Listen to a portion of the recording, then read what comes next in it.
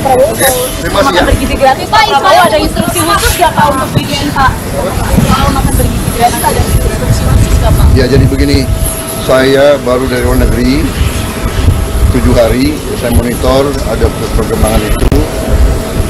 Habis ini saya langsung akan panggil kepala BGN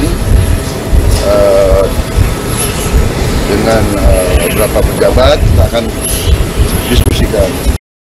Menteri Sekretaris Negara atau Mensesnek Prasetyo Hadi merespon terkait pencabutan kartu liputan milik jurnalis CNN Indonesia Diana Valencia oleh Biro Pers Media dan Informasi atau BPMI Sekretariat Presiden.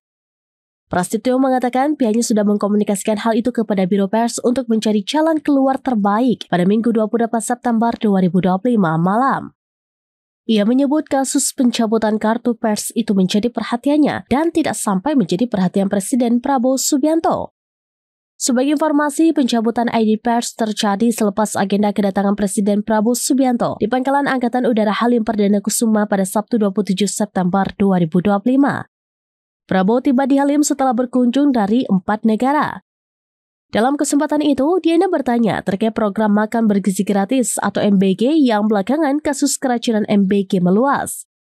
Biro Pers Media dan Informasi Sekretariat Presiden menilai pertanyaan itu di luar konteks agenda sehingga memutuskan mencabut ID persnya. Dewan Pers menerima pengaduan terkait pencabutan ID pers reporter CNN Indonesia yang bertugas di lingkungan Istana Kepresidenan. Dewan Pers menyampaikan keprihatinan dan menyerukan kepada seluruh pihak untuk menjunjung tinggi prinsip kemerdekaan pers sebagaimana diatur dalam Undang-Undang Nomor 40 Tahun 1999 tentang pers. Pak Prabowo makan bergizi gratis. Pak Prabowo ada instruksi khusus nggak Pak untuk bikin Pak soal makan bergizi gratis, ada instruksi khusus nggak Pak? Ya jadi begini, saya baru dari luar negeri 7 hari, saya monitor ada perkembangan itu.